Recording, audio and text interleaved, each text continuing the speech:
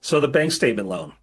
A couple years ago, I'm not going to use full names. Mr. M, that really is the first initial of his last name, is a business owner at a metal plating company.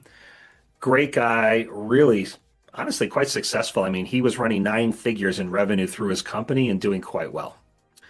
Mr. M was also very good at his tax returns and using CPAs to write off significant amount of expenses against it. And as a result, he was looking to buy, it was about a $3.5 million home. And he did not qualify with the income that we calculated on his tax returns. We said, okay, Mr. M, why don't you give us your 12 months most recent business bank statements and let us do a cash flow analysis of that account, looking at the money flowing in and the money flowing out. And when we did that analysis, it turned out his income was about 10x what we were calculating traditionally. So I'm talking like a $87,000 a year kind of income versus $870,000 a year that we calculated using the bank statement loans. So this was an absolute game changer that allowed him to get, again, this is kind of the home of his dreams for his family that he was getting into. So that's an example of where it was an absolute no traditionally, but in this case, it became a yes and we got him the loan. So what is this program? Well, it's really designed for self-employed borrowers who take write-offs on their tax returns, which most do. Some are simply much better at it than others. And as a result, their income looks really low if you go off of your tax returns. This is also a really good one for business owners who may have multiple or complicated businesses. I have a dear friend, he probably has about 30 LLCs. And if I even tried to qualify him traditionally, he probably would kill me by the end with all the paperwork we need to ask him. So this can also be a really nice avenue to just simplify a process that would normally be very burdensome.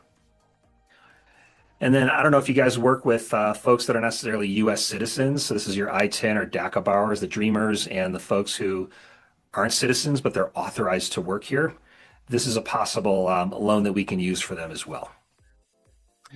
So like I said, how it works is we have your 12 or 24-month bank statements that we review, and we look at the deposits average to determine the qualifying income. No tax returns. We can qualify them with as little as 90% down, a credit score as low as 620, loan amounts between 100,000 and 3 million, and the max debt to income ratio is 50%, which is actually a very high number. You can see for the terms, we have 15, 30, and even 40-year fixed terms. We also have adjustable rate mortgages for 5, 7, and 10 years, and there is an interest-only feature as well. So this is a very flexible loan. Okay, I'm going to go to the next program, the Investor Cash Flow Program, or DSCR, which stands for Debt Service Coverage Ratio. Anybody have clients use these before? I have. Okay, and I'm sorry, who was that? Kyle. Oh, thanks, Kyle. Good to see you, buddy. Good to see you. All right. So this is an incredible program for investors. So I'm going to share a couple stories here, or at least one, and then if we have time, I'll give you one more. So Mrs. C, we're actually working with her right now, and we've been working with her since December.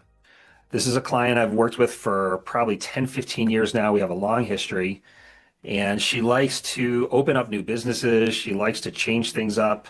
She basically opened a new business within the last year and really wouldn't qualify traditionally at all. Like her income is pretty much a zero for traditional financing because they typically require at least one full year tax return and often 2 years of tax returns before you can qualify traditionally. Well, we took a look at her profile, and what she wanted to do was she's really looking to build a legacy for her kids. And she has a couple of properties in addition to her primary home that have a whole lot of equity in it. And she was looking to acquire more. So what do? We did a cash out refinance of 2 of her properties to get cash out using the DSCR or investor cash flow loan so that she then had the down payment money, and she has acquired 2 and is in the process of closing on her 3rd property. So she's gone from 2 rentals to 5 rentals in a matter of a few months. And in this program, we didn't need her tax returns. We didn't need her pay stubs. We didn't need anything except her credit score, and where that money's coming from is the only thing that we needed from her. And the way we calculated to qualify them is we really just looked at the rental income that was projected to come in on that new property and compared it to the mortgage payment that was going to be. So to be specific, DSCR, again, which stands for debt service coverage ratio, is the monthly rent divided by their principal, interest, taxes, insurance, and HOA. So as an example, if you have a $2,000 a month that you're collecting in rent, and you have a mortgage payment that's $2,000, then you have a debt service coverage ratio of 1.0. And in general, if you have a DSCR of 1.0 or above, that's going to be a go. Now we can go as low as 0.75 and potentially lower, but it gets more expensive and there's some conditions on that as well. How are the rents calculated? Well, there's a few ways. They can do a market rent analysis, which is done on every property where we send out the appraiser. They not only will do an appraised value of the property, they will also do a market rent analysis where they're looking at comparables in the area of like type and to see what they're getting for rents. If it's a short-term rental, we can also look at AirDNA. I don't know if you guys have familiarity with AirDNA, but that is a program you can subscribe to that will estimate short-term rental income, which can often be quite a bit higher than the long-term rents. So those are kind of the three ways, and we can also look at existing rent rolls and leases, and all of those can be factored in. But in general, it would be, it would be looking at what the appraiser comes up with. So these are really designed for those real estate investors who've either maxed out on conventional lending. And what I mean by that is you're only allowed up to 10 conforming loans before you're capped out of conventional financing. Once you go above that, you have to go to traditional programs. It's also good for investors who want to scale fast without income documentation, or who simply don't qualify on their own with their income, and this property can support itself with its own rentals. It's really good for short-term rental investors, folks who do the Airbnb, VRBO. And again, it's really a minimal documentation, fast turn times, and it's a whole lot better than hard money. So yes, it's more expensive than traditional loans, but it's a lot less expensive than the hard money.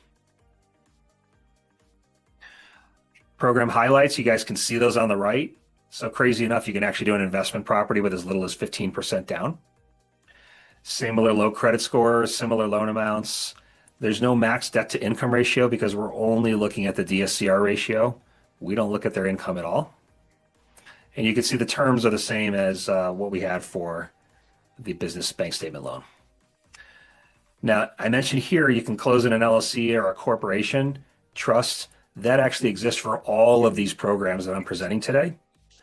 If you were to purchase a home conventionally, you are not allowed to close in an LLC. What most people are required to do is to close personally and then convey it over to an LLC later, but that does present additional risks. So this is a scenario where you can absolutely close in an LLC or a corporation directly. One of the really important things I want to share with you guys about this is if you're going down this path, it is extremely important that you know how to help your client estimate what the rent's going to be up front, because the entire underwriting is based upon that rental income. And it's not anything that we can do on our end, where normally we qualify a client looking at their income. But because we don't have income to qualify and we're waiting on the appraisal, which isn't going to come until midway through the process, it's really important that you guys are really good at doing the research to estimate what the rents are, whether it's looking online, whether it's asking people that know, whether it's getting pro forma. If it's kind of like in a resort community and there's property management companies, they will often have this kind of information handy. But that is a key piece for you to really help your clients up front. Mr. P and Mr. R, this is really unique. So this is very next level, guys. And the reason why it's next level is because they bought these homes and they didn't even use their money for the down payment. They used investor money. So what they did is these are two guys who were very experienced in the business working for companies as W-2 employees, but they decided to go off on their own and do this themselves and be the actual owners of the company and put together a partnership. So they put together a partnership that they own 50-50. They set up a holding company beneath that to basically allow investors to come in and bring in money that they can use for the down payment. And then they would acquire individual LLCs or individual properties and put them in LLCs underneath that tiered structure. And this is this is something that would allow them. They literally went in within 2 months. They acquired two $2.4 million short-term rentals in the mountains in 3 months, excuse me. And they did use some of their money on the first one, and they used none of their money on the second one. So very next level stuff if you have investors that are very creative and are looking to kind of look next level on how to scale.